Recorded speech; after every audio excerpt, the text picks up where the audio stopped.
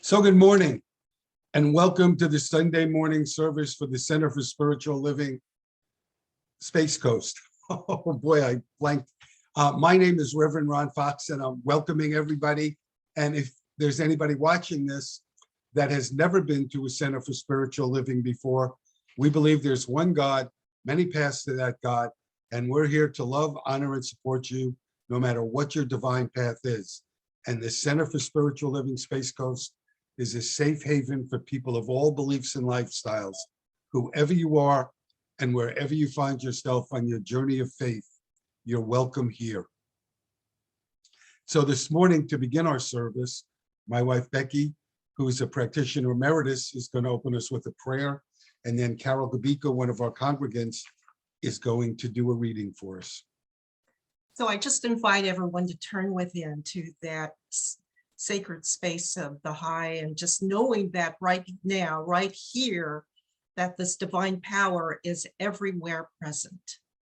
I'm knowing my oneness in this divine power, that it is who and what I am. I'm knowing that the same thing is true for each person here, that each one of us is one in this magnificent power. And so as we begin this morning's service, each one of us is just filled with divine spirit's power, with its love, with its presence, and with its joy that we bring into our life and other people's lives who we may run into and touch. We touch each other's hearts, fill each other's lives with our joy, with our presence. And so I'm knowing that this wonderful divine power that is expressing through each one of us is expressing itself so easily and clearly through Reverend Dr. Ron and his message this morning. That as we open up our hearts and our minds, allowing this message to deepen our awareness, we bring this message, its lesson, into our everyday lives. And so for this, I just am so grateful for knowing this truth for each person here. I release it and just claim that it is done, and so it is. So it is. That was beautiful, Becky. Stepping into the unknown. Threatening or exciting? To some, it might seem like losing control, the organized, structured existence entering an abyss. To others, it is a challenge, and the adrenaline rush that accompanies makes life worth another day. But perhaps the unknown is a misnomer. Is anything really known? Is every second a new strike of the keyboard of life? I love surprise showers or the sun breaking through the clouds unannounced. The distant sound of a whistle or the giggle of a child breaking the air. Unknown, not planned, unexpected. Life interrupting our plans.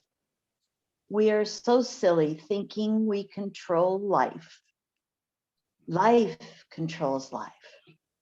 Painting a new picture every second if we choose to see it.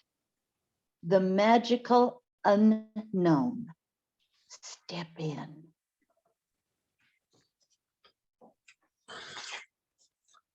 Thank you so much. That was so great. It's a perfect lead-in to today's message. So the title, Carol said it at the beginning of her reading, is Stepping into the Unknown. And I want to begin this morning with a reading from Fred Rogers. And he wrote, as human beings, our job in life is to help people realize how rare and valuable each one of us really is. That each of us has something that no one else has or ever will have. something inside that is unique to all time. It is our job to encourage each other to discover that uniqueness and to provide ways of developing its expression. So I think, I know all of you live that are watching this know this, but Ernest Holmes was the founder of the Centers for Spiritual Living. And he wrote years ago that people, most people are controlled by outer suggestion, not by inner realizations. He said they think about only what they see others do, and they hear what they hear others say. And he said, we need to go beyond that. We need to learn to control our inner life so that outside things don't control our lives. And he also said, we have to cling to knowing that no matter what outside appearances are, we must hold the belief that God is good and God is all. So we can say with conviction, I know in whom I have believed. I know in whom I have believed. You know, he's saying there, I think in both of the statements that I kind of repeated, although they were paraphrases, that we need to live in our power rather than in our victimhood. And when we do that, once we get a sense of how powerful we are, we can never go back.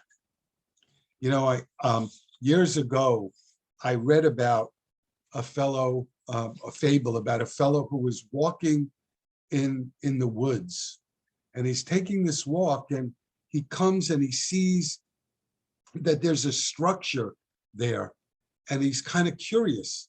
So he walks over to the structure and he looks around, and then he opens the door and he goes in, and it's dark, but there's a staircase. And so he decides to walk up the staircase, and he goes up step by step. And after a while, he realizes every time he steps on a new step, the prior step falls into the abyss. There's no going back. So one of my favorite authors is Alan Cohen. And in one of his books, he says, if you've ever felt alone, if you've ever felt unloved, if you've ever felt abandoned, you can take heart. You can take heart because spirit isn't bound by precedent. So what he's saying is we can take some time, and if we're willing to do the work, we can change. If we don't like what life is showing us, we can change what life is showing us. We can come to a better, more satisfying place. So he tells a story about Joe Montana, the football player. And Montana said that his toughest moments in life weren't on the field in Candlestick Park with a bunch of huge linemen chasing him around.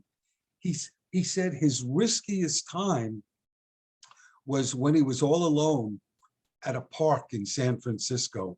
And I suppose he wasn't actually alone. Here's the story. He and his date and another couple were going out to eat in a restaurant in San Francisco. And he said to his date, before we eat, how about if you and I take a walk? And where he was really going, he said, he was going to ask the woman of his dreams to marry him. That was his riskiest time.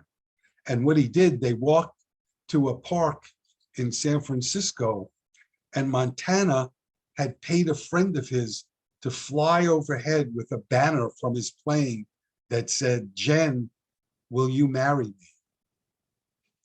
And so here's the point of the story. The point is that to succeed in life, we have to be willing to be vulnerable. We need to venture into uncharted waters. And I have a quote in my book and in one of the daily guides I've written that kind of speaks to the point. It's from the great spiritual writer, Anonymous. And he or she wrote, "When we walk to the edge of all the light we have and take a step into the unknown, we must believe that one or two things will happen. Either there will be something solid for us to stand on, or we'll be taught to fly." You know, somebody once said, life isn't a problem to be solved. It's a magnificent mystery to be lived. And problems are a human issue. They're not a divine issue. And the Swiss psychiatrist Viktor Frankl, he said that when he was in the concentration camp and he lost his entire family, he said, the meaning people gave to their suffering either ignited their will to live or contributed to victimhood and death. And what he said was, he who has a will to live can bear with almost anyhow. So even when life is really difficult, if we believe in spirit, if we believe that if we do our work, something good is going to come from it, something good will come from it. Pema Chodron is a Buddhist nun, and she talks about this concept of things around us being in flux. And she said, you know, when things around us are in flux, we tend to scramble for certainty. We want something certain, you know, just like I said, something to stand on. And she said, in really difficult times, it seems to intensify. We want something predictable. And she said, but the truth is, our life is always in flux, always changing. Everything keeps changing. And the Buddha taught that impermanence is a way of life. And if we fight the impermanence, that's when we suffer. So Pema Chodron asks, what if we relaxed into the impermanence? What if we relaxed into it? What if we said to ourselves, this is the way it is. This is what it means to be human. And then we relaxed and enjoyed the ride. What if we did that? You know, I love one of the things about the Centers for Spiritual Living and Science of Mind that I love is that Holmes tried to find a common thread in all religions. And so when I was preparing for this, right after I read Pema, I picked up a book by Rabbi Erwin Kula, and he says almost the same thing, but in different words than Pema. He said certainty is seductive, that it isn't all it's cracked up to be. He said certainty, it can, you know, when we're sure of things, he said it can lead to arrogance, it can lead to boredom, it can lead to complacency, it can lead to dullness. And he said, think about this, that doubt is a prerequisite for a meaningful journey. Doubt is a prerequisite for a meaningful journey.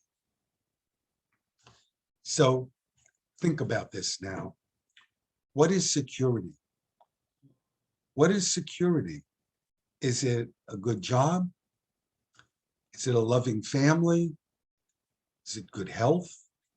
Is it a beautiful car, beautiful house, whatever? And Madeline Kay said that she had a boyfriend once, an ex-boyfriend now, that said, there's a script in life.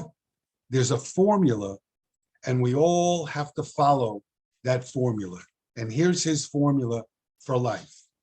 You're born, you grow up, you go to college, you get married, you have children, you work hard, you see your children get married, you retire, and you die.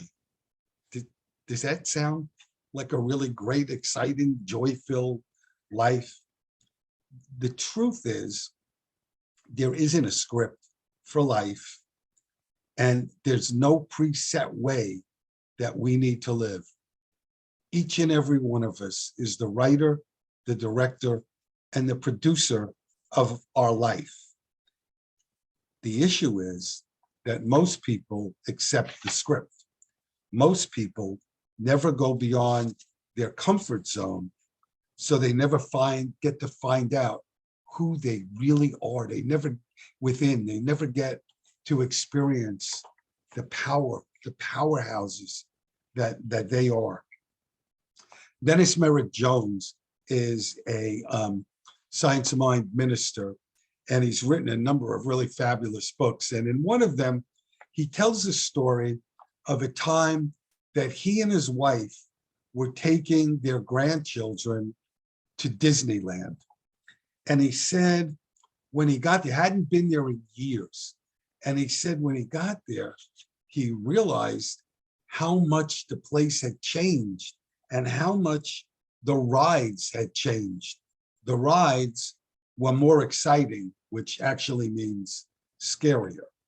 And so Dennis wanted to go on the rides that he remembered from his childhood, like the Matterhorn, which is a roller coaster, but it's not a real scary one.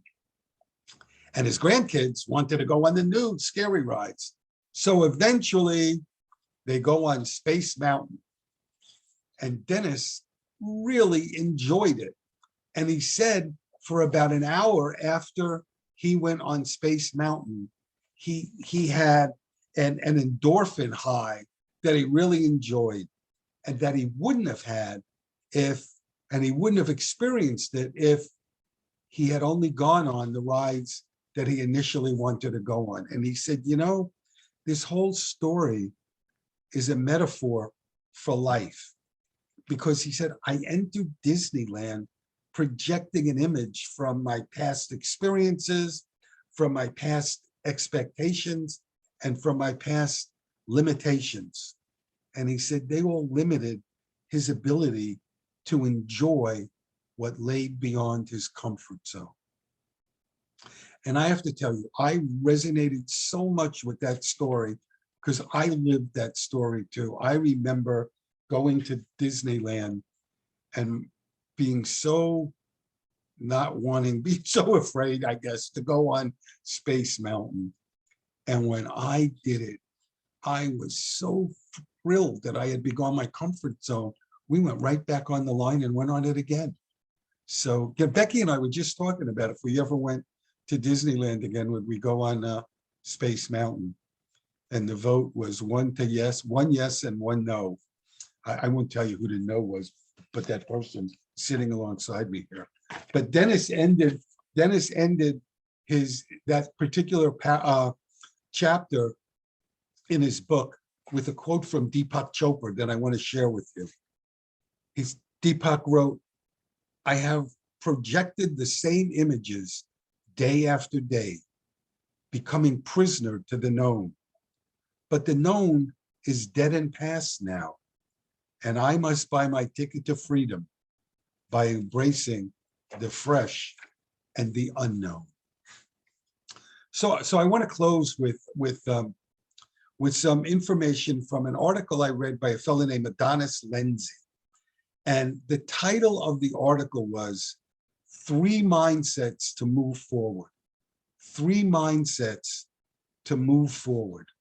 And the first one is the get-going mindset, the get-going mindset. And he kind of, he writes about Don Shula, the football coach, the late football coach, whose advice was to start where you are with what you have. It's not okay to not start. And then he said, the start is what stops most people. Think about that for a minute. The start is what stops most people. What he means is it stops most people because they never start. And just thinking about what you want to do doesn't get you anything. At some point, you need to start. And I always tell people, and when I counsel people, You don't have to make a big step. You can take a small step. And once you take that small step and you succeed, it leads to another step and another step and another step. And he ends that section on the get going mindset with a Chinese proverb. And the proverb is, the best time to plant a tree was 20 years ago. The second best time is right now. Now, his second piece of advice is the no matter what mindset. The no matter what mindset. And he says there, no matter what happens, you're not going to give up. You can't quit. You may encounter trials, you may encounter setbacks, you may encounter disappointments, and you may even feel like quitting. And he says, that's where the no matter kicks in. That no matter what happens, you persevere, you keep on going. And the last one is the get back up mindset. The get back up mindset. And I think I had talked about this once before, but he actually opens the article by talking about a boxer. And when a boxer gets knocked down, the boxer has 10 seconds basically to decide, do I stay down or I get up? And so he calls this the get back up mindset. And he says, we get back from the mat of discouragement. We get up from the mat of disappointment. We get up from the mat of failure. We get up from the mat of fear. He says, you get on your feet, you stay in the fight. Your success is up to you. Dig down and find your inner strength. So I want to close with a quote from Oprah. And Oprah wrote, I trust the ebb and flow of the universe. I trust that life's bigger than what I can see. I trust there is a divine order beyond my control. And I trust that no matter what happens, I will be all right. God bless you. Have a wonderful week. And thank you for being here.